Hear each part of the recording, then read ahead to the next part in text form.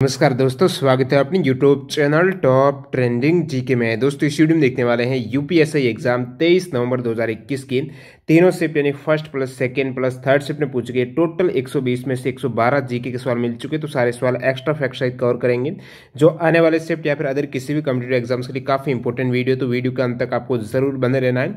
तो शुरुआत करेंगे अपन सेकंड शिफ्ट के सवालों के साथ, उसके बाद थर्ड शिफ्ट और लास्ट में कवर करेंगे प्रथम पारी में पूछे गए जीके के क्वेश्चन।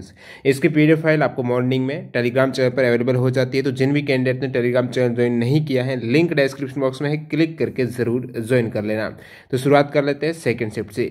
तो सेकंड शिफ्ट में इन सभी कैंडिडेट ने टेलीग्राम पर सवाल सेंड किए, तो इनका बहुत बहुत धन्यवाद। आप भी अपने शिफ्ट में पूछे गए सवाल भेज सकते हो, इसके लिए आपको टेलीग्राम से जुड़ना होगा।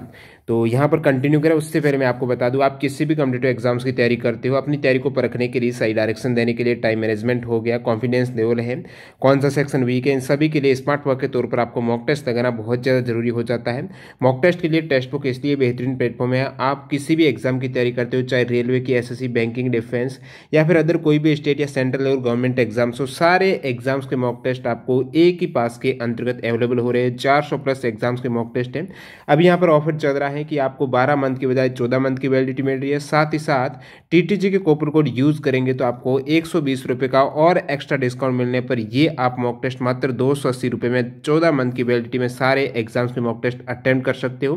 तो ज़्यादा जानकारी के लिए डिस्क्रिप्शन बॉक्स में लिंक है, क्लिक करके ये मॉक टेस्ट सीरीज ज्वाइन कर सकते हो, जहाँ से 50% तैयारी यहीं से कंप्लीट हो जाएगी। सेम एग्जाम पैटर्न या फिर डैशबोर्ड पर आधारित यहाँ पर आप प्रैक्टिस कर सकते हो। तो चलिए कंटिन्यू कर लेते हैं जो आपकी सेकंड शिफ्ट में, उसके बाद थर्ड शिफ्ट लास्ट में प्रथम पारी में पूछे गए जीके के सवाल। तो सेकंड शिफ्ट का पहला सवाल, दल बदल विरोधी कानून किस कॉन्स्टिट्यूशन अमेंडमेंट के तहत पारित हुआ है? तो सभी को पता होगा ये दल बदल विरोधी कानून 10वीं अनुसूची में है। 52वां जो कॉन्स्टिट्यूशन अमेंडमेंट हुआ था 1985 में, इसके तहत ये पारित किया गया था। और दल बदल विरोधी कानून के तहत राजनीतिक दल को किसी अन्य राजनीतिक दल में या उसके साथ विलय करने की अनुमति नहीं है। जो पहले आयाराम गहराम वाला सिद्धांत था वो अब नहीं है, क्योंकि इसमें कम से कम 2/3 विधेयक है वो विलय के पक्ष में हो, तो तब वो पार्टी जा सकती है। नेक्स्ट सवाल देखते हैं यहाँ पर, स्वतंत्रता का अधिकार किस आर्टिकल में वर्णित है? कहाँ से कहाँ तक है? स्वतंत्रता का अधिकार आर्टिकल 19 से 22 तक है। और जो यहाँ पर बताऊँ समता या समानता का अधिकार है वो आर्टिकल 14 से 18, स्वतंत्रता का है 19 से 22, और शोषण के विरुद्ध अधिकार है आर्टिकल 23 और 24, और धार्मिक स्वतंत्रता की बात करें तो अनुच्छेद 25 से 28 तक है।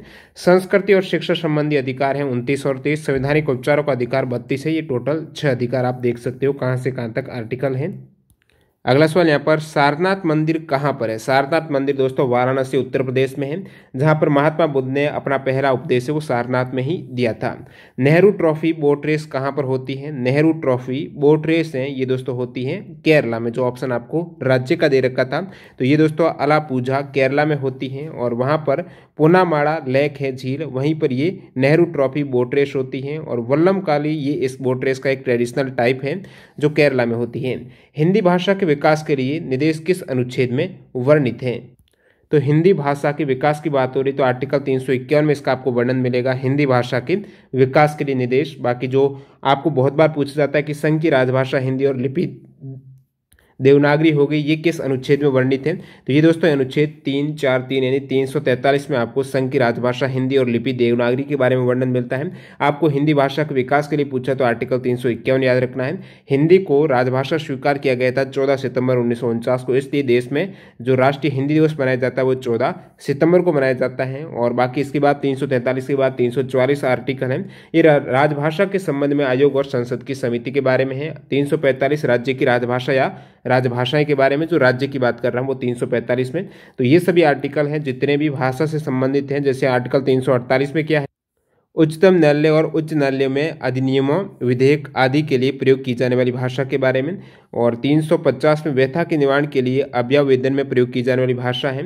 आर्टिकल 350 क और ख दोनों यहाँ पर पार्ट है। प्राथमिक स्तर पर मातृभाषा में शिक्षा की सुविधा है 350 क में, और 350 ख में भाषाई अल्पसंख्यक वर्गों के लिए विशेष अधिकारी 350 ख में है।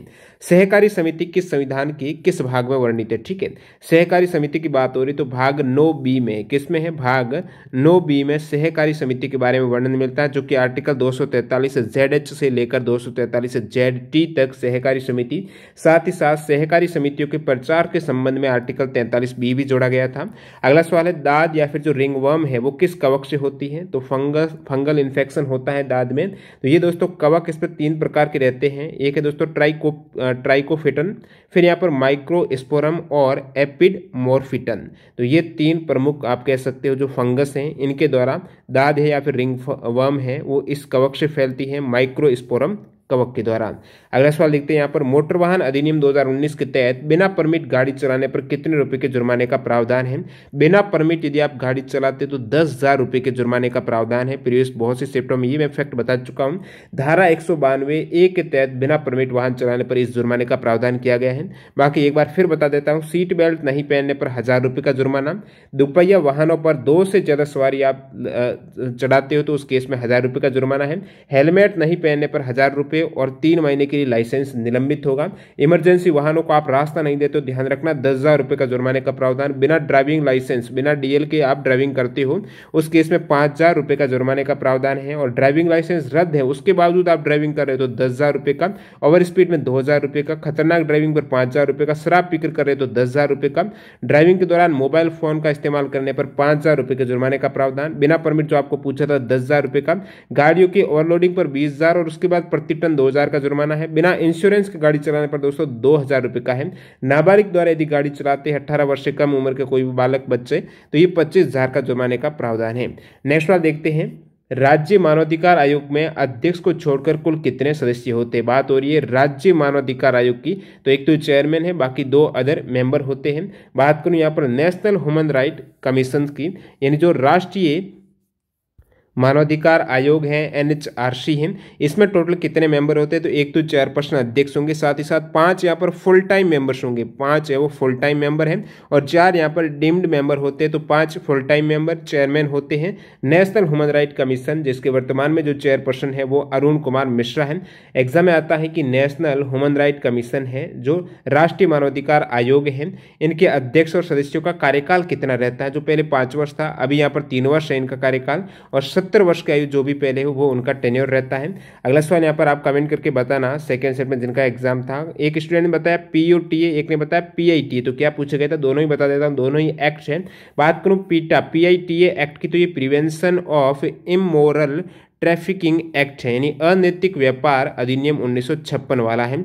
और बात करूं यहाँ पर पोटा, तो प्रिवेंशन ऑफ टेररिज्म एक्ट 2002 में पारित हुआ था। प्रिवेंशन ऑफ टेररिज्म एक्ट है। एक है दोस्तों prevention of immoral trafficking act. अगला सवाल, 3rd विश्व हिंदी सम्मेलन, प्रत्येक सेट में हिंदी सम्मेलन से आ रहा है।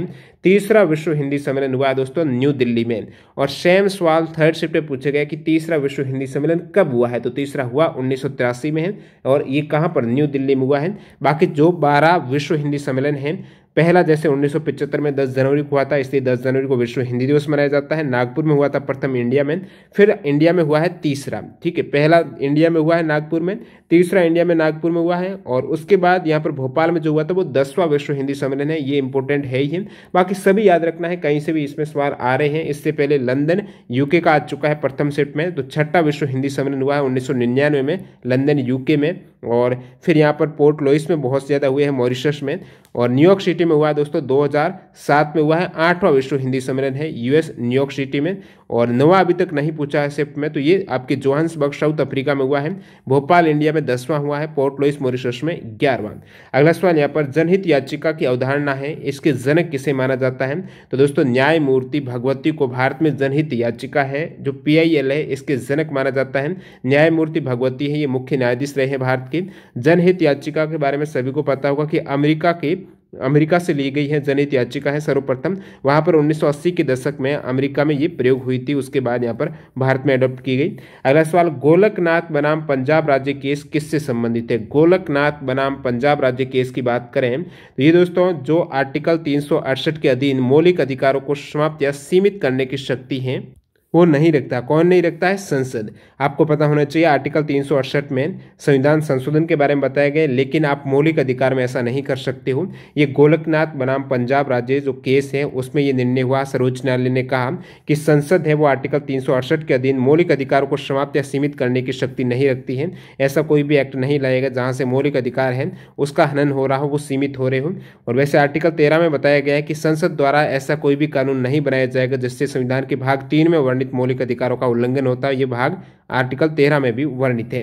अगला सवाल यहाँ पर देखते हैं, किस मामले में यह कहा गया था कि प्रस्तावना भारतीय संविधान का हिस्सा नहीं है? कौन सा केस था, कौन सा वाद था जिसमें कहा गया कि प्रस्तावना भारतीय संविधान का हिस्सा नहीं है? तो ये दोस्तों बैरूबेरी के मामले में सुप्रीम कोर्ट ने माना कि प्रस्तावना संविधान का हिस्सा नहीं है। बाद में यहाँ पर सुप्रीम कोर्ट ने, आपको इससे पहले एक शिफ्ट में आया था यूपीएससी का कि किस वाद में सुप्रीम कोर्ट ने माना कि प्रस्तावना संविधान का एक हिस्सा है, पार्ट है, तो वो दोस्तों बाद में 1973 में केशवानंद भारती बनाम वाला मामला है उसमें माननीय सर्वोच्च न्यायालय ने पहले की राय है उसको उल्ट दिया, खारिज कर दिया और बैरूबारी संघ मामले के तहत जो बताया गया था कि प्रस्तावना संविधान का हिस्सा नहीं है उसको वापस बताया कि प्रस्तावना भारतीय संविधान का एक महत्वपूर्ण हिस्सा है। वो केशवानंद भारती वाले मामले में बताया था। अगला सवाल देखते हैं यहाँ पर, इंटरनेशनल मदर लैंग्वेज डे कब मनाया जाता है? तो दोस्तों 21 फरवरी को अंतर्राष्ट्रीय मातृभाषा दिवस मनाया जाता है, जो कि 17 नवंबर 1999 को यूनेस्को ने इसे स्वीकृति दी थी। बात करूं अंतर्राष्ट्रीय भाषा वर्ष की, तो 2008 को अंतर्राष्ट्रीय भाषा वर्ष घोषित किया गया था। याद रखना है, इंटरनेशनल मदर लैंग्वेज डे मनाया जाता है 21 फरवरी को। अगला सवाल यहाँ पर, नई रोशनी योजना किस वर्ग की महिलाओं को सशक्त बनाने के लिए शुरू की गई है? नई रोशनी योजना है ये दोस्तों अल्पसंख्यक महिलाओं हैं उनको सशक्त बनाने के लिए शुरुआत की गई है। अल्पसंख्यक समुदाय की महिलाओं को प्रशिक्षण, जानकारी और साधन मुहैया कराने के लिए केंद्र सरकार ने ये नई रोशनी योजना है इसकी शुरुआत की थी। अगला सवाल, पहली राष्ट्रीय जल नीति कब अपनाई गई है? प्रथम राष्ट्रीय जल नीति की बात हो रही तो 1987 में अपनाई गई है। और दोस्तों बहुत से स्टूडेंट कंफ्यूज हुए कि ये जल प्रदूषण एक्ट का तो नहीं है दोस्तों, वो तो 1974 में पारित हुआ था। ये जल नीति अलग है। जल प्रदूषण निवारण नियंत्रण अधिनियम 1974 वाला है और पहली राष्ट्रीय जल नीति है 1987 में अपनाई गई थी। उसके बाद में उसमें संशोधन भी हुए हैं, 2002 में हुआ था, 2012 में हुआ है। बात करूं पर्यावरण संरक्षण अधिनियम की तो 1986 में पारित हुआ है। वन्य जीव संरक्षण अधिनियम 1972 में, वायु प्रदूषण और निवारण अधिनियम है 1981 में हुआ है। अगला सवाल, मंत्री परिषद सामूहिक रूप से संसद के लिए उत्तरदायी होते हैं, ये किस आर्टिकल में वर्णित है? तो आर्टिकल 75 में आपको वर्णन मिलता है, वो भी 75 के भाग 3 में बताया गया है कि मंत्री परिषद है वो सामूहिक रूप से संसद के लिए उत्तरदायी होते हैं। अनुच्छेद 75 3 में है। अनुच्छेद 75 1 में प्रधानमंत्री की नियुक्ति राष्ट्रपति करेगा और अन्य मंत्रियों की नियुक्ति है वो राष्ट्रपति प्रधानमंत्री की सलाह पर करेंगे, ये 75 1 में है। और 75 1 के क में क्या है? मंत्री परिषद में प्रधानमंत्री सहित मंत्रियों की कुल संख्या, टोटल मंत्री परिषद में प्रधानमंत्री सहित मंत्रियों की कुल संख्या वो लोकसभा के सदस्यों की कुल संख्या की 15% से अधिक नहीं होगी। बहुत बार इस फैक्ट से सवाल आया हुआ है, ये आर्टिकल 75 में ही वर्णन मिलता है। तो 15% से ज्यादा मंत्री नहीं हो सकते हैं टोटल लोकसभा के सदस्यों की संख्या से, पीएम सहित बात हो रही है।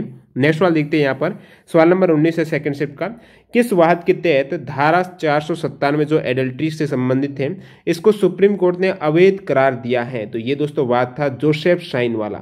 जोसेफ साइन ने अपनी जनहित याचिका में धारा 497 को भेदभाव करने वाला और महिलाओं के खिलाफ काम करने वाला कानून बताया था। और 2018 में यहाँ पर सुप्रीम कोर्ट ने जो एडल्ट्री है इसको समाप्त कर दिया है, यानी सेक्शन 497 को समाप्त कर दिया है। तो धारा 497 क्या बताती थी कि यदि कोई पुरुष ये जानते हुए भी किसी महिला या फिर किसी अन्य व्यक्ति की पत्नी है, ये पुरुष जानते हैं कि कोई भी महिला है किसी अन्य व्यक्ति की पत्नी है और उस व्यक्ति की सहमति या मिलीभगत के बगैर ही महिला के साथ यौनाचार करता है, तो वह व्यभिचार के अपराध का दोषी होगा धारा 497 के तहत। लेकिन अभी यहाँ पर सुप्रीम कोर्ट ने इसको है वो शून्य करार दे दिया है, यानी अवैध कर दिया है इस धारा को। और आईपीसी की धारा 497 है, संविधान के अनुच्छेद 21 और 14 का उल्लंघन करती है, सो इसको यहाँ पर निरस्त किया गया। पीएम मोदी ने अफगानिस्तान संसद का उद्घाटन कब किया था? 2015 में किया था। 25 दिसंबर 2015 को प्रधानमंत्री नरेंद्र मोदी ने अफगानिस्तान की संसद का उद्घाटन किया है। तो भारत के सहयोग से ही ये निर्मित हुई थी। 2007 में इसकी परियोजना की शुरुआत की गई थी और 600 करोड़ रुपए की लागत से ये पूर्ण हुई है। और इस संसद का निर्माण है वो भारत ने ही किया है।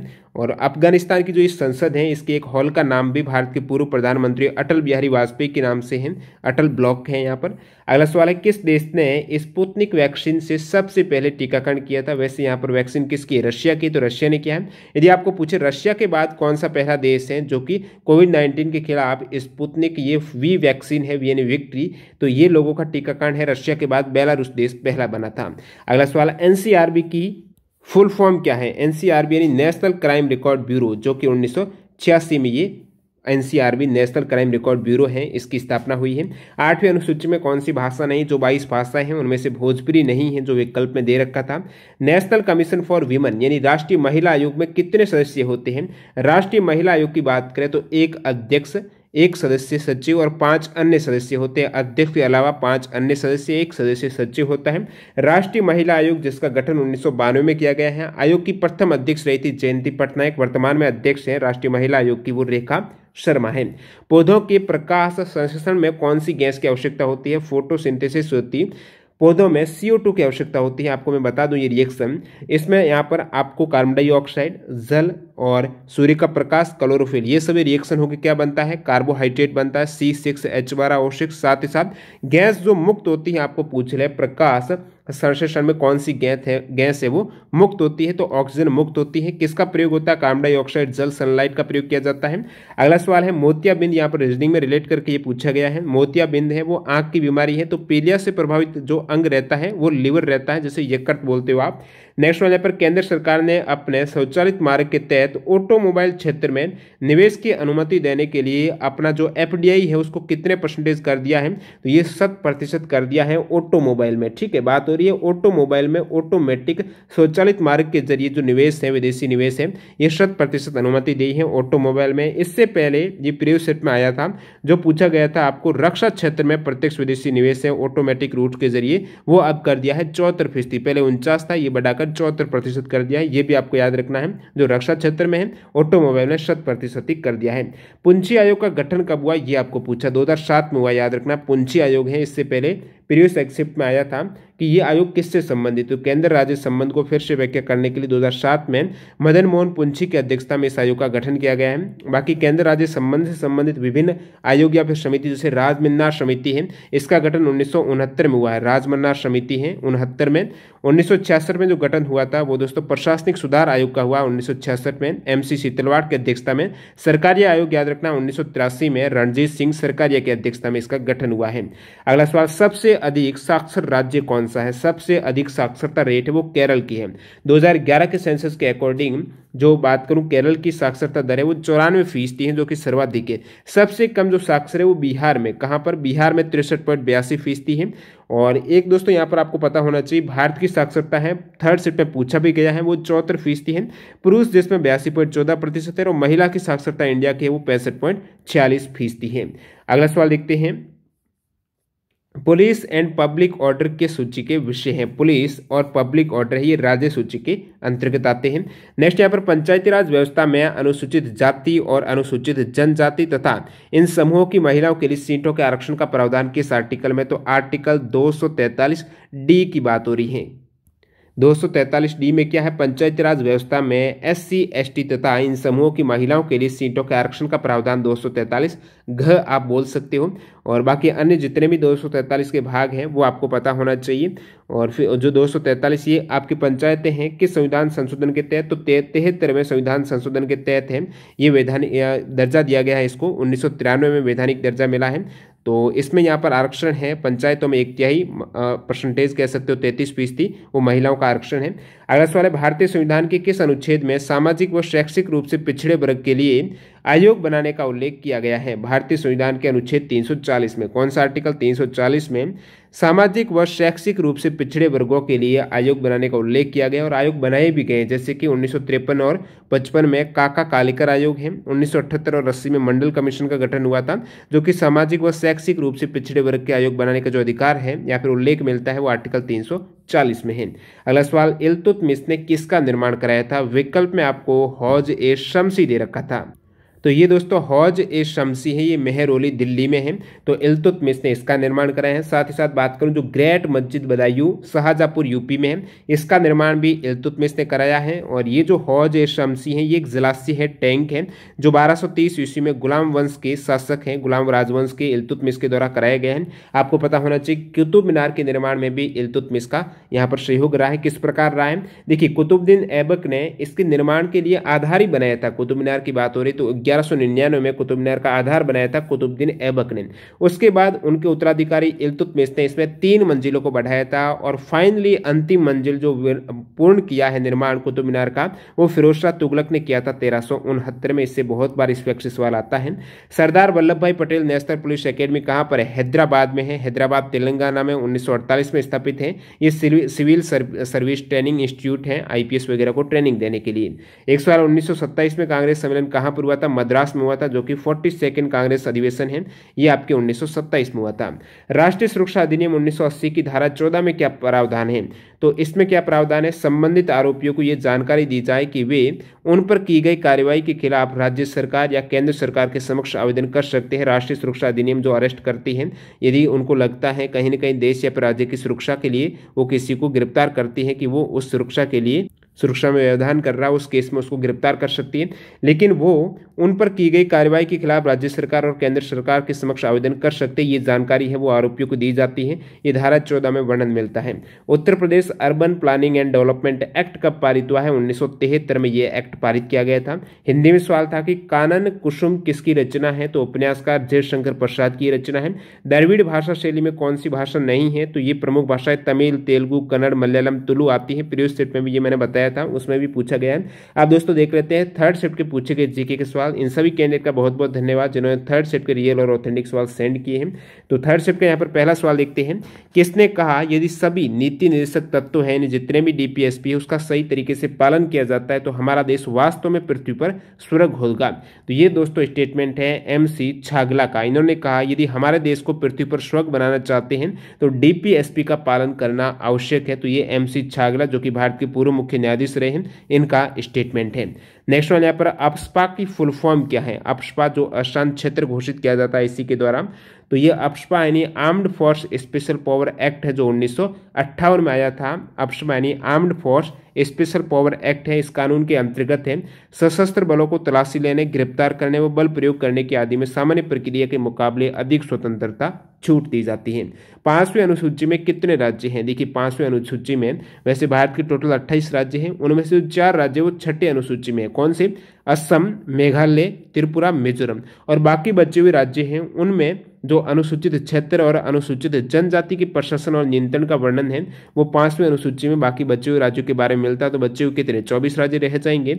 तो असम, मेघालय, त्रिपुरा, मिजोरम, इन राज्यों को छोड़कर बाकी सभी राज्यों में जो अनुसूचित क्षेत्र और अनुसूचित जनजाति के प्रशासन और नियंत्रण का विवरण है वो 5वीं अनुसूची में मिलता है। 6ठी अनुसूची में भी इसी सेट से सवाल पूछा गया थर्ड सेट में कि कौन सा राज्य नहीं है, तो है कौन से, असम, मेघालय, त्रिपुरा और मिजोरम 4 राज्य हैं 6ठी अनुसूची में। अगला सवाल यहाँ पर राष्ट्रपति के वेतन का वर्णन किस अनुसूची में है। राष्ट्रपति के वेतन का वर्णन है 2वीं अनुसूची में। विभिन्न पदाधिकारी, राष्ट्रपति, राज्यपाल, लोकसभा के अध्यक्ष, उपाध्यक्ष हैं, इन सभी को प्राप्त होने वाले वेतन भत्ते का वर्णन देखने को मिलता है। वैसे राष्ट्रपति को टोटल कितनी सैलरी मिलती है, तो 5 लाख रुपए प्रति माह, जो कि सर्वाधिक है। थर्ड विश्व हिंदी सम्मेलन कब हुआ था। तीसरा विश्व हिंदी सम्मेलन इससे पहले पूछा कहां पर हुआ था, जो दिल्ली में हुआ है, ये 1983 में हुआ है, जरूर याद रखना। अगला सवाल यहाँ पर पेशा एक्ट किस समिति की सिफारिश पर लागू हुआ है। पेशा एक्ट यानी panchayat extension to scheduled area act 1996 में पारित हुआ है। ये दोस्तों भूरिया समिति की सिफारिश के बाद 1995 में भूरिया समिति की सिफारिश के बाद भारत के अनुसूचित क्षेत्र में रहने वाले लोगों के लिए आदिवासी स्वशासन सुनिश्चित करने के लिए अनुसूचित क्षेत्रों में पंचायत विस्तार अधिनियम 1996 अस्तित्व में आया है भूरिया समिति की सिफारिश पर। अगला सवाल भाषा और संस्कृति के अनुसार राज्यों के पुनर्गठन के लिए भारत सरकार द्वारा वर्ष 1953 में किसकी अध्यक्षता में एक आयोग का गठन किया गया था। तो ये दोस्तों सैयद फजल अली की अध्यक्षता में भाषाई आधार पर भाषा और संस्कृति के अनुसार राज्यों के पुनर्गठन के लिए 1953 में सैयद फजल अली की अध्यक्षता में आयोग का गठन किया गया है 22 दिसंबर 1953 को। और आयोग ने लगभग 2 वर्ष के अध्ययन के बाद 1955 में प्रस्ताव दिया था। और इस आयोग में पुनर्गठन आयोग के सदस्य में फजल अली, KM पणिकर और HN कुंजरू हैं, ये सदस्य थे। अगला सवाल सवाल है किस अनुच्छेद में धर्म, मूलवंश, जाति, लिंग के आधार पर किसी व्यक्ति का निर्वाचक नामावली में सम्मिलित किए जाने के लिए अपात्र न होना, उसके द्वारा किसी विशेष निर्वाचक नामावली में सम्मिलित किए जाने का दावा न किए जाने का प्रावधान है। तो इन सभी के आधार पर ऐसा नहीं होगा कि वो वोटिंग लिस्ट में ही नहीं हुई। आर्टिकल 325 में इसका वर्णन देखने को मिलता है। तो आर्टिकल 325 से सवाल यहाँ पर पूछा गया है। बाकी ऑप्शन में आर्टिकल 328 था, 324 था, 329 था, ये तीनों ही बता देता हूँ। आर्टिकल 328 कहता है कि किसी राज्य के विधानमंडल के लिए निर्वाचनों के संबंध में उपबंध करने की उस विधानमंडल की शक्ति है, वो आर्टिकल 328 में है। और अनुच्छेद 324 में निर्वाचन के अधीक्षण, निर्देशन, नियंत्रण का निर्वाचन आयोग में निहित होना। और आर्टिकल 329 में है निर्वाचन संबंधी मामलों में न्यायालयों के हस्तक्षेप का वर्जन हो जाएगा। अगला सवाल देखते हैं, संविधान की प्रस्तावना में समाजवादी, धर्मनिरपेक्ष और अखंडता, ये तीन शब्द किस कॉन्स्टिट्यूशन अमेंडमेंट के जरिए ऐड किए गए हैं? तो 42वां संविधान संशोधन हुआ है 1976 में। तो एकमात्र जो प्रस्तावना में संशोधन हुआ है वो इसी के तहत किया गया है, जिसमें तीन ये नए शब्द ऐड हुए हैं। 9वीं अनुसूची के संविधान संशोधन के तहत जोड़ी गई हैं। तो 9वीं अनुसूची की बात हो रही है, तो ये दोस्तों ऐड की गई है जो प्रथम कॉन्स्टिट्यूशन अमेंडमेंट हुआ है 1951 में। 10वीं 52वें कॉन्स्टिट्यूशन अमेंडमेंट 1985 के जरिए ऐड हुई है दल बदलवारी। 9वीं प्रथम संविधान संशोधन 1951 और 52वें कॉन्स्टिट्यूशन अमेंडमेंट 1985 में 10वीं। और उसके बाद 11वीं अनुसूची ऐड की गई है 73वें संविधान संशोधन में, 12वीं की गई है 74वें संविधान संशोधन में। अगला सवाल यहाँ पर ITBP की full form Indo Tibet border police हो जाएगा। नेक्स्ट सवाल, इनमें से कौन सी भाषा 8वीं अनुसूची में नहीं है? ये विकल्प थे, तो मगही 8वीं अनुसूची में नहीं है। बाकी सभी आप भाषाएं देख सकते हो, वो 8वीं अनुसूची में है। इसमें मराठा नहीं, मराठी होगा, ठीक है, मराठी होगा जो 8वीं अनुसूची में है। असमीज, डोगरी, गुजराती, बहुत बार मैंने आपको बताया है 22 भाषाएं, जिसमें 14 भाषाएं मूलतः संविधान में पहले ही थी, बाद में ऐड की गई थी 21वें कॉन्स्टिट्यूशन अमेंडमेंट 1967 में सिंधी को किया गया है। फिर यहाँ पर नेक्स्ट 1992 में जो 71वां संविधान संशोधन है उसमें 3 भाषा कोंकणी, मैती और नेपाली को किया गया है। और जो 52वां संविधान संशोधन 2003 में हुआ है उसमें 4 भाषाएं बोडो, डोगरी, मैथिली और संताली को किया गया है। अगला सवाल यहाँ पर, किस पुर्तगाली गवर्नर को गोवा में सती प्रथा को समाप्त करने के लिए जाना जाता है? उनका नाम है दोस्तों अफोंसो डी अल्बुकर्क। अफोंसो दी अल्बुकर्क को, जो पुर्तगाली गवर्नर हैं, इनको गोवा में सती प्रथा को समाप्त करने के लिए जाना जाता है। ये दूसरे पुर्तगाली गवर्नर रहे हैं। और प्रथम पुर्तगाल का जो वायसराय गवर्नर था वो फ्रांसिस्को डी अल्मेडा था। नेक्स्ट वन, यहाँ पर युगांत के रचनाकार सुमित्रा नंदन पंत हैं। बायोचिप किस कंप्यूटर पीढ़ी में प्रयोग हो रहा है? बायोचिप है ये 5वीं पीढ़ी के कंप्यूटर में मुख्य इलेक्ट्रॉनिक सर्किट है। प्रथम पीढ़ी में वैक्यूम ट्यूब, दूसरी में ट्रांजिस्टर, तीसरी में इंटीग्रेटेड सर्किट, चौथे में माइक्रो प्रोसेसर और 5वीं पीढ़ी में बायोचिप का प्रयोग किया जा रहा है। अगला सवाल यहाँ पर, नेफ्ट किस मंत्रालय के अंतर्गत आता है? जो भारतीय राष्ट्रीय कृषि सहकारी विपणन संघ है, ये कृषि मंत्रालय मिनिस्ट्री ऑफ एग्रीकल्चर के अंतर्गत आता है। 2 अक्टूबर 1958 को ये स्थापित हुआ है। नेफ्ट यानी national agricultural cooperative marketing federation of India है, मिनिस्ट्री ऑफ एग्रीकल्चर के अंतर्गत। नागरिकों के लिए एक समान सिविल संहिता है, आर्टिकल 44 से रिपीट हुआ सवाल। 2011 की सेंसस के अकॉर्डिंग भारत की साक्षरता दर रही है वो 74.04% है, जिसमें हाईएस्ट रही है केरल की 94 और सबसे कम बिहार की रही है 63.82। विधि के समक्ष समानता का अधिकार है आर्टिकल 14 में। विधि के समक्ष समानता सभी के लिए कानून एक जैसे, आर्टिकल 14 में। और आर्टिकल 14 में जो ये कानून के समक्ष समानता वाला टर्म है वो कहां से लिया गया है? इंग्लैंड से लिया गया है। अगला सवाल यहाँ पर, 1857 के समय भारत का वायसराय कौन था? 1857 में वायसराय कैनिंग। 1857 की क्रांति के समय अंतिम मुगल शासक रहे हैं वो बहादुर शाह जफर हैं। और बर्मा में इनको कैद किया गया था, वहीं पर मृत्यु हुई थी। उत्तर प्रदेश में लोकसभा सीट जो कि सर्वाधिक है भारत में वो 80 है। राज्यसभा की उत्तर प्रदेश में सीटें हैं वो 31 है। और उसके बाद सर्वाधिक लोकसभा सीट में महाराष्ट्र की 48 है। राज्यसभा सीट में भी सेकंड महाराष्ट्र है, 19 सीट है। डीएनए किससे मिलकर बना होता है? तो डीएनए न्यूक्लियोटाइड नामक अणुओं की श्रृंखला से बनता है, न्यूक्लियोटाइड से। ओके, बात करूं जीन किससे मिलकर बनी होती है? तो जीन है वो डीएनए से होती है और डीएनए न्यूक्लियोटाइड के अणु से होता है, जिसमें न्यूक्लियोटाइड के जो बेस है, क्षारक है, उसमें एडेनिन, साइटोसिन, ग्वानिन और थाइमिन, ये 4 हैं। एनसीईआरटी की स्थापना कब हुई? 1961 में हुई है। National council of educational research and training है, जिसका मोटो है विद्या अमृतम श्रुति। 1961 में एनसीईआरटी की स्थापना हुई थी। सुप्रीम कोर्ट के द्वारा रिट परमादेश का क्या अर्थ है? ठीक है, परमादेश है, इसका क्या मतलब है? परमादेश, परमादेश इसके द्वारा न्यायालय अधिकारी को आदेश देता है कि वह उस कार्य को करे जो उसके क्षेत्र के अधिकार के अंतर्गत आते हैं। तो ये आदेश तब जारी किया जाता है जब कोई सरकार या उसका कोई अधीनस्थ न्यायाधिकरण है, निगम है, लोक प्राधिकरण है, जो भी अधीनस्थ विभाग हैं वो अपने कर्तव्य के निर्वहन करने में असफल हो जाते हैं तो उस केस में यहाँ पर सुप्रीम कोर्ट है या फिर हाई कोर्ट है वो आदेश देती है। तब न्यायालय इस प्रकार के आदेश में कानूनी कर्तव्यों का पालन करने का यहाँ पर आदेश देती है। दोस्तों रेट में जो 5 रेट है उसमें एक उत्प्रेषण भी है। उत्प्रेषण आपको पूछ सकते हैं आने वाले सेट में। तो उत्प्रेषण का क्या मतलब है? सर्वोच्च न्यायालय अथवा उच्च न्यायालय के द्वारा अधीनस्थ न्यायालय, ट्रिब्यूनल या अर्ध न्यायिक प्राधिकरण के द्वारा जारी किए गए आदेश को रद्द करने के लिए उत्प्रेषण रेट को जारी किया जाता है। तो आदेश को रद्द करने के लिए उत्प्रेषण को जारी किया जाता है रेट के जरिए। अगला सवाल यहाँ पर भारत की सेनाओं का सर्वोच्च सेनापति कौन होता है? Commander in chief of our 3 armed forces में राष्ट्रपति है ये सर्वोच्च सेनापति। संयुक्त राष्ट्र संघ ने कब मानवाधिकार की सार्वभौमिक घोषणा अंगीकार की है? संयुक्त राष्ट्र ने की है दोस्तों 1948 में। 10 दिसंबर 1948 को संयुक्त राष्ट्र के द्वारा मानवाधिकार की सार्वभौमिक घोषणा को अंगीकार किया गया है। इससे पहले यूपीएससी में पूछा गया था कि जो मानवाधिकार की सार्वभौमिक घोषणा उसमें टोटल कितने आर्टिकल है? तो उसमें 30 अनुच्छेद है। 1948 10 दिसंबर को ये अंगीकार हुई है। अगला सवाल, किस वाद के द्वारा सूचना प्रौद्योगिकी अधिनियम 2000 की धारा 66A को असंवैधानिक करार दिया गया है? प्रीवियस सेट में आया था श्रेया सिंगल बनाम भारतीय संघ कोर्ट केस क्या है? तो उसमें मैंने बताया है कि धारा 66A को यहाँ पर निरस्त किया गया है श्रेया सिंगल बनाम भारतीय संघ कोर्ट केस के जरिए। ये धारा है IT एक्ट 2000 की। इस धारा में क्या था पहले प्रावधान? तो इस धारा के तहत पुलिस को यह अधिकार दिया गया था कि वो सोशल साइट पर कथित आपत्तिजनक टिप्पणी करने वाले को गिरफ्तार कर सकती है। तो डायरेक्टली पुलिस है वो इसका मिसयूज करके बहुत लोगों को गिरफ्तार कर रही थी।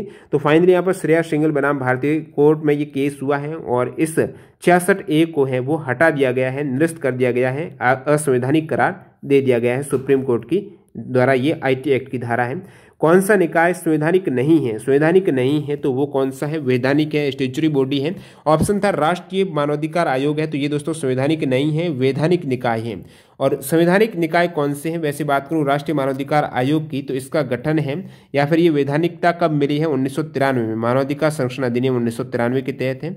और बात करते हैं संवैधानिक निकाय है कौन से। सवाल आ जाए कौन से हैं कौन से नहीं हैं। तो चुनाव आयोग है। जो भी आर्टिकल में आपको मिलेंगे वो संविधान में है, संवैधानिक है। चुनाव आयोग आर्टिकल 324, यूपीएससी संघ लोक सेवा आयोग, राज्य लोक सेवा आयोग आर्टिकल 315 से 323, वित्त आयोग आर्टिकल 280, राष्ट्रीय अनुसूचित जाति आयोग है तो ये आपके SC आयोग है आर्टिकल 338 है, ST आयोग है आर्टिकल 338A में, CAG महानियंत्रक और महालेख परीक्षक आर्टिकल 148 में, महान्यायवादी क्षेत्र में महाधिवक्ता है 165 में। ये जितने भी अनुच्छेद में इसका मतलब ये संवैधानिक बॉडीज हो जाएगी। अगला सवाल, राष्ट्रीय सुरक्षा एक्ट 1980 में अधिकतम एक बार में कितने महीने के लिए गिरफ्तार किया जाता है? राष्ट्रपति का पूछा है राष्ट्रीय सुरक्षा कानून जो 1980 वाला है। तो अधिकतम एक बार में कितने महीने के लिए गिरफ्तार किया जाता है? अधिकतम एक बार में 3 महीने। उसके बाद अवधि बढ़ाई जा सकती है 3-3 महीनों के गैप में। तो आवश्यकता अनुसार 3-3 महीनों के लिए गिरफ्तारी की अवधि बढ़ाई जाती है, लेकिन एक बार में 3 महीने से अधिक की अवधि नहीं बढ़ाई जा सकती है राष्ट्रपति के तहत। अगर किसी अधिकारी ने ये गिरफ्तारी की हो, मान लेते गिरफ्तारी कर लेते हैं, तो उसे राज्य सरकार को बताना होता है कि उसने किस आधार पर यह गिरफ्तारी की है। बाद में राज्य सरकार इस गिरफ्तारी का अनुमोदन नहीं दे, मान लेते हैं गिरफ्तारी कर दी है लेकिन राज्य सरकार इसका अनुमोदन नहीं देती, उस केस में जो भी अधिकारी ने गिरफ्तारी की है वो 12 दिन से ज्यादा समय तक नहीं रख सकते। तो इस फैक्ट से सवाल आ सकते हैं, आ रहे हैं रासुका से बहुत से सवाल।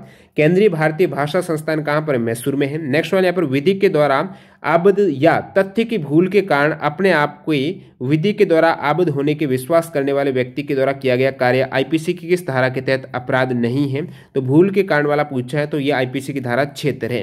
नेक्स्ट वाले यहाँ पर बुद्ध ने सारनाथ में जो प्रथम धर्म उपदेश दिया है उसे क्या कहा जाता है? सारनाथ में बुद्ध के द्वारा दिया गया प्रथम धर्मोपदेश है, इसे धर्म चक्र प्रवर्तन बोला जाता है।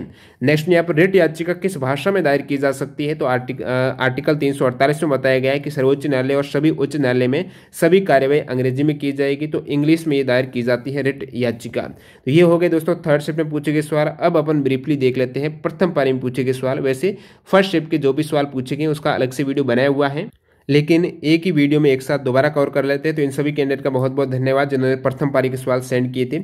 प्रथम पारी में पहला सवाल, मुख्य चुनाव आयुक्त की नियुक्ति कौन करता है? तो मुख्य चुनाव आयुक्त की नियुक्ति राष्ट्रपति के द्वारा की जाती है, संसद के द्वारा उन्हें हटाया जा सकता है। राज्य निर्वाचन आयुक्त की नियुक्ति है वो राज्यपाल के द्वारा की जाती है। मुख्य चुनाव आयुक्त का कार्यकाल 6 वर्ष या 65 वर्ष का रहता है, और अन्य जो चुनाव आयुक्त है उनका कार्यकाल 6 वर्ष या 62 वर्ष जो भी पहले रहता है। संविधान के भाग 15 में निर्वाचन से संबंधित प्रावधान आर्टिकल 324 से 329 तक है। असम में कौन सी भाषा बोली जाती है? असमीज है। जैसे गोवा में कोंकणी बोली जाती है। इंग्लिश जो ऑफिशियल लैंग्वेज है वो सिक्किम, मेघालय, नागालैंड, अरुणाचल प्रदेश में है। केरल में ऑफिशियल लैंग्वेज है मलयालम, महाराष्ट्र मराठी, मिजोरम, मिजो, कर्नाटक में कन्नड़ है, ये ऑफिशियल भाषाएं हैं। बांके बिहारी मंदिर कहाँ पर है? वृंदावन मथुरा में है बांके बिहारी मंदिर, राजस्थानी स्थापत्य शैली में निर्मित है। अगला सवाल, सीआईएसएफ की फुल फॉर्म पूछी तो सेंट्रल इंडस्ट्रियल सिक्योरिटी फोर्स है। और जितने भी मैं आपको बता देता हूँ पैरामिलिट्री या फिर सेंट्रल आर्म्ड पुलिस फोर्स की, तो जो सेंट्रल आर्म्ड पुलिस फोर्स गृह मंत्रालय के अधीन रहती है, जिसमें प्रमुख रूप से BSF border security force, CISF central industrial security force, CRPF central reserve police force है। आईटीबीपी पूछा गया आपके थर्ड शिफ्ट में, इंडो तिब्बत पुलिस फोर्स है, सॉरी बॉर्डर पुलिस है, Indo Tibet border police ITBP. NSG है national security guard. SSB previous UPSI में आ चुका है। सशस्त्र सीमा बल है, असम राइफल एआर है। इंडियन कोस्ट गार्ड हो जाएगा AR, Assam rifle. Special frontier force है ये एसएफएफ में है, इंटेलिजेंस के अंतर्गत आती है। और अगला सवाल देख लेते हैं यहाँ पर, छठा विश्व हिंदी सम्मेलन कहाँ पर हुआ है? यूके लंदन में 1999 में। राजभाषा आयोग का अध्यक्ष आपको पूछा है, तो प्रथम राजभाषा आयोग का गठन 1955 में किया है। बीजी खैर इनके अध्यक्ष रहे हैं, यानी बाल गंगाधर खैर। संविधान का आर्टिकल 344 में राष्ट्रपति को राजभाषा आयोग के गठन करने का अधिकार मिला हुआ है। प्रथम पुर्तगाली भारत कौन आया था? प्रथम पुर्तगाली जो भारत आया है वो वास्को डी गामा है, ये पुर्तगाली है, जो कि 1498 में भारत आए थे। और नेक्स्ट सवाल देखते हैं यहाँ पर प्रथम शिफ्ट का, 1510 ईस्वी में बीजापुर के सुल्तान को किसने हराकर गोवा पर शासन किया है? जो बीजापुर के सुल्तान या फिर विजयनगर साम्राज्य के सुल्तान हैं जिसको हराया था उनका नाम है इस्माइल आदिल शाह। ठीक है, तो 1510 ईस्वी में किन्होंने हराया था? अल्फोंसो डी अल्बुकर्क ने बीजापुर के सुल्तान इस्माइल आदिल शाह को हराकर गोवा पर कब्जा किया है अल्बुकर्क ने। किस ग्रह को जल ग्रह या फिर नीला ग्रह बोलते हैं? तो पृथ्वी को बोलते हैं। अनुच्छेद 32 किससे संबंधित है? तो संवैधानिक उपचारों का अधिकार आर्टिकल 32 में, जिसमें सुप्रीम कोर्ट हाई कोर्ट में रिट याचिका दायर की जा सकती है। आर्टिकल 32 में हाई कोर्ट सुप्रीम कोर्ट के तहत और हाई कोर्ट के तहत आर्टिकल 226 के तहत। नेक्स्ट वाला देखते हैं, आईपीसी धारा 377 किससे संबंधित है? आईपीसी की धारा 377 यानी अपनी मर्जी से किसी पुरुष, महिला या जानवर से प्रकृति के नियमों के खिलाफ जाकर शारीरिक संबंध बनाएगा तो उसे आजीवन कारावास की सजा है। प्रकृति के नियमों के विरुद्ध यहाँ पर शारीरिक संबंध बनाने के केस की ये धारा है आईपीसी की धारा 377। अमृत और विष किसकी रचना है? तो अमृतलाल नागर के द्वारा रचित उपन्यास है। राज्य को सामाजिक और शैक्षिक रूप से पिछड़े एससी एसटी ओबीसी के लिए विशेष उपबंध बनाने की छूट किस आर्टिकल में है? तो आर्टिकल 15D में। ठीक है, आरक्षण से संबंधित है या फिर एससी एसटी ओबीसी पिछड़े वर्ग है, और ये सामाजिक और शैक्षिक रूप से इसमें अलग या विशेष छूट है, विशेष उपबंध बनाने की छूट है, वो आर्टिकल 15D में है। आर्टिकल 15(1) में क्या है? एक के तहत है कि कोई भी नागरिक हो, वो जाति, धर्म, लिंग, जन्म स्थान है, इसके आधार पर भेदभाव नहीं किया जा सकता है। लेकिन यहाँ पर छूट जो मिल रही है वो 15D के तहत है, जिसमें राज्य को सामाजिक और शैक्षिक रूप से पिछड़े तथा एससी एसटी ओबीसी के लिए विशेष उपबंध हैं। साथ ही साथ यहाँ पर जो आर्टिकल 15(2) में क्या है? तो धर्म, लिंग, जाति, जन्म स्थान है, इसके आधार पर आप सार्वजनिक भोजनालय है, दुकान, होटल है, वहीं पर भी कहीं पर किसी को नहीं रोक सकते इस बेस पर। अगला सवाल देखते हैं, संविधान में कितनी भाषाएं? तो 22 भाषाएं हैं। कबीरदास जी की भाषा कौन सी है? तो सदुकड़ी है और पंचमेल खिचड़ी है कबीरदास की। पदार्थ की पांचवी अवस्था पूछे तो बोस आइंस्टीन कंडेंसेट है। और अन्य जो 4 अवस्था है, यदि आपको चौथी पूछ ले तो प्लाज्मा है, और गैस, लिक्विड, सॉलिड, ये 3 और अवस्था। अगला सवाल यहाँ पर, धनुष्टंकार रोग जिसे लॉक्जो रोग बोलते हैं वो किस रोग की अंतिम अवस्था है? धनुष्टंकार रोग है ये टिटनेस रोग की अंतिम अवस्था है। विधि के प्राधिकार के बिना करों का अधिरोपण न किया जाना किस आर्टिकल में? तो आर्टिकल 265 में है। जो भी कानून में होगा उसके अकॉर्डिंग टैक्स लिया जाएगा। विदाउट कानून में आप टैक्स नहीं ले सकते हो, करारोपण नहीं होता, तो आर्टिकल 265 में है। सीमा शुल्क किस प्रकार का टैक्स है? सीमा शुल्क की बात करें तो ये अप्रत्यक्ष कर है। किस प्रकार का? इनडायरेक्ट टैक्स है। इनडायरेक्ट टैक्स के अंतर्गत और कौन से टैक्स आते हैं? जैसे उत्पादन शुल्क है, सीमा शुल्क है। डायरेक्ट टैक्स में आपका इनकम टैक्स है, कॉर्पोरेशन टैक्स है, प्रॉपर्टी टैक्स है, इनहेरिटेंस टैक्स है, गिफ्ट टैक्स है, ये सभी डायरेक्ट टैक्स के अंतर्गत आते हैं। किसी भी राज्य की विधानसभा में अधिकतम कितने सदस्य हो सकते हैं? तो याद रखना 500 सदस्य अधिकतम हो सकते हैं, और न्यूनतम सदस्य हैं वो 60 होने ही चाहिए। जैसे कि उत्तर प्रदेश में अभी तक सर्वाधिक सदस्य है विधानसभा के, वो 404 हैं सभी राज्यों में से। राष्ट्रीय पिछड़ा वर्ग आयोग, राष्ट्रीय पिछड़ा वर्ग आयोग की स्थापना कब हुई है? तो इसकी स्थापना 14 अगस्त 1993 को हुई है। इसको जो संवैधानिक दर्जा दिया गया है national commission for backward class को, 102वें कॉन्स्टिट्यूशन अमेंडमेंट 2018 के जरिए दिया गया है। नेक्स्ट वन यहाँ पर आईटी एक्ट की किस धारा के तहत चाइल्ड पोर्नोग्राफी को अपराध घोषित किया है? चाइल्ड पोर्नोग्राफी को अपराध है, ये दोस्तों धारा है जो आईटी एक्ट की 67 के तहत चाइल्ड पोर्नोग्राफी को अपराध घोषित किया गया है। और इससे पहले आईटी एक्ट 2000 की जो धाराएं पूछी है 67A, B, C, आपको सभी पता होना चाहिए, प्रीवियस बहुत सी शिफ्ट में कवर करा चुका हूं। नेक्स्ट यहाँ पर देख लेते हैं स्टॉप का सिग्नल किस प्रकार का होता है। तो ये आप देख सकते हो ओक्टागोन होता है, यानी 8 भुजाओं वाला ये है आपके स्टॉप का। और गिव वे का सिग्नल है वो 3 भुजाओं का होता है। नेक्स्ट वाला देखते हैं उत्तर प्रदेश में कुल कितने जिले हैं? तो 75 हैं। बिम्स्टेक में किसकी अध्यक्षता में भारत ने भाग लिया? तो भारत ने बिम्स्टेक की अध्यक्षता की थी 2008 में नई दिल्ली में की थी, जो 13 नवंबर 2008 को। बिम्स्टेक की बात करें तो इसके सदस्य देश में कौन कौन से आते हैं? बांग्लादेश, भूटान, इंडिया, म्यांमार, नेपाल, श्रीलंका और थाईलैंड आते हैं।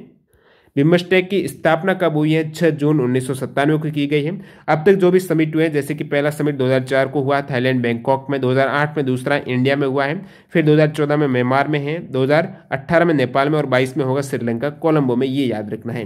अगला सवाल यहाँ पर डाइटम्स क्या है? डाइटम्स आपको पूछा है तो प्रकाश संश्लेषण शैवाल है, फोटोसिंथेसिसिंग एल्गी है, उसको डाइटम्स बोला जाता है।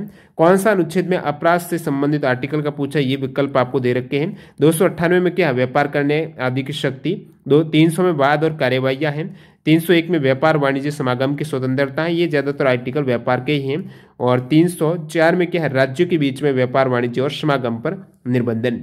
भाषा पत्रिका कौन प्रकाशित करता है? केंद्रीय हिंदी निदेशालय के द्वारा ये पत्रिका प्रकाशित की जाती है, साप्ताहिक है।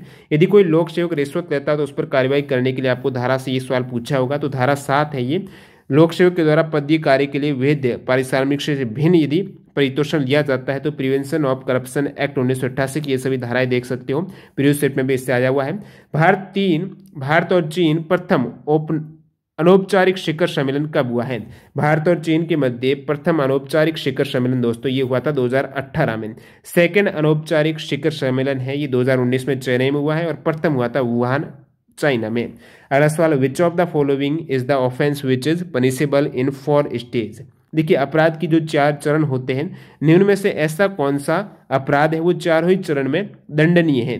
तो ये डकैती है। 4 चरण कौन से? अपराध एक पूर्ण कर लिया है, या फिर अपराध का प्रयास किया है, अपराध की तैयारी की है, और इंटेंशन आपका आशय से है। तो ये 4 प्रमुख चरण होते हैं, और बहुत बार है अलग अलग अपराध में, जैसे कि किसी अपराध में अपराध की पूर्णता पर ही सजा होती है, अपराध माना जाता है, या फिर आपने पूरा अपराध किया उस केस में ही अपराध के प्रयास कहीं कर, ये दोनों को माना जाता है। लेकिन डकैती में ये चारों ही अपराध के चरण है वो दंडनीय होते हैं, ये आपको याद रखना है।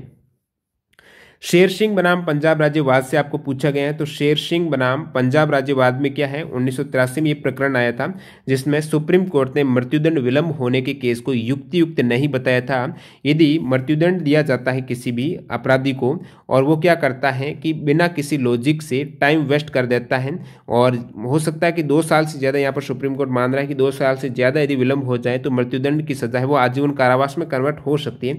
लेकिन जो टाइम है वो लॉजिकली है, उस व्यक्ति के अपराधी की गलती की वजह से नहीं है, सरकार की कमी से है, उस वजह से है वो टाइम वेस्ट हो गया है, जो उसको दंड मिल रहा है पहले से ही, और मृत्युदंड का केस है वो आजीवन में कन्वर्ट हो सकता है। लेकिन यदि अपराधी खुद समय काटने का प्रयास कर रहा है तुच्छ प्रकृति, या फिर जो समय विलंब है वो तुच्छ प्रकृति का हो, या फिर अपराधी द्वारा समय काटने हेतु अनावश्यक रूप से कार्रवाई पैदा की गई हो, उस केस में मृत्युदंड है वो दिया ही जाएगा, वो आपका नहीं रोका, कन्वर्ट नहीं होगा आजीवन कारावास में।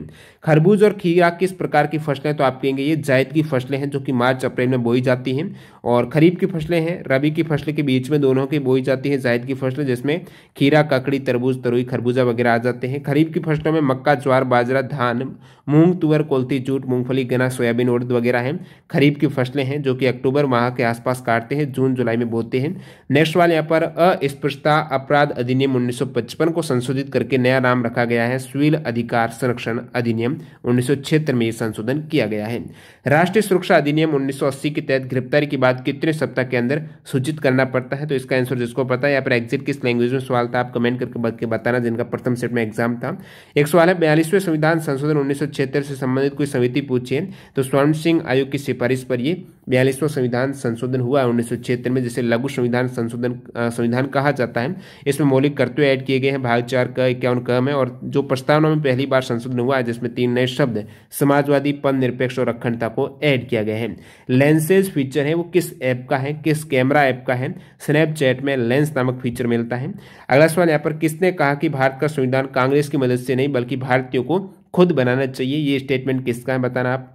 अनुच्छेद 112 किससे संबंधित है? तो ये हो जाएगा केंद्रीय बजट को वार्षिक वित्तीय विवरण के रूप में निर्दिष्ट करना। एक सवाल यहाँ पर पूछा गया है, भारत में जनसांख्यिकीय संक्रमण का दूसरा चरण कौन सा होता है? भारत में जनसांख्यिकीय संक्रमण का जो सेकेंड स्टेज आपको पूछा है डेमोग्राफिक ट्रांजिशन का, तो उसमें सेकेंड स्टेज में क्या होता है? उच्च जन्म दर और गिरती मृत्यु दर। ठीक है, जन्म दर बहुत ज्यादा होगी, मृत्यु दर बहुत कम है, और जनसंख्या में वृद्धि हो रही है, क्योंकि जन्म ज्यादा हो रहे हैं, मरण कम हो रहा है, मृत्यु कम हो रही है, तो जनसंख्या में वहां पर तीव्र जनसंख्या वृद्धि देखने को मिल रही है। सेकेंड ट्रांजिशन फेज है, उच्च जन्म दर, गिरती मृत्यु दर और तीव्र जनसंख्या वृद्धि। अलग अलग 5 फेज रहती है। प्रथम अवस्था में है उच्च एवं अस्थिर जन्म और मृत्यु दर। ठीक है, जन्म दर और मृत्यु दर है वो उच्च लेकिन अस्थिर है और धीमी जनसंख्या वृद्धि हो रही है। द्वितीय में आपको बता दिए, तृतीय में क्या कम होती, जन्म दर कम है, न्यून मृत्यु दर भी कम है, तो जनसंख्या वृद्धि है, कम होती जनसंख्या। चतुर्थ अवस्था में निम्न जन्म और मृत्यु दर, जन्म दर और मृत्यु दर दोनों ही निम्न है, धीमी जनसंख्या वृद्धि होगी। पंचम चरण में जन्म और मृत्यु दर लगभग बराबर है, जिसका किसी समय परिणाम जनसंख्या वृद्धि में शून्य हो जाएगा। अगला यहाँ पर इंटरपोल का ब्लू नोटिस किसको जारी किया जाता है? इंटरपोल का ब्लू नोटिस है ये किसी अपराधी के संबंध में व्यक्ति की पहचान, स्थान या गतिविधियों के बारे में अधिक जानकारी एकत्रित करने के लिए जारी किया जाता है। अलग अलग इंटरपोल नोटिस जारी करती है, red notice, green notice, yellow notice, black notice, orange notice है।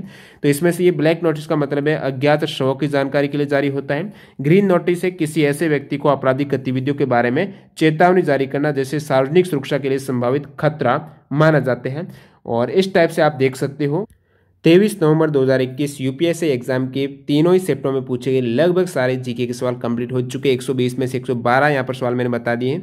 तो इस एफर्ट के लिए वीडियो को लाइक जरूर कर देना। वीडियो पूरा देखने के लिए आपका बहुत बहुत धन्यवाद। और इसकी पीडीएफ फाइल के लिए आप टेलीग्राम चैनल ज्वाइन कर सकते हो। अदर इंपॉर्टेंट जीके की पीडीएफ फाइल के लिए आप हमारी वेबसाइट भी विजिट कर सकते हो। किस प्रकार डाउनलोड करनी है वीडियो के सबसे नीचे डिस्क्रिप्शन बॉक्स में आपको मिल जाएगी डेमो वीडियो की लिंक, वो आप चेक कर लेना। मिलते हैं नए वीडियो के साथ। वंदे मातरम, जय हिंद दोस्तों।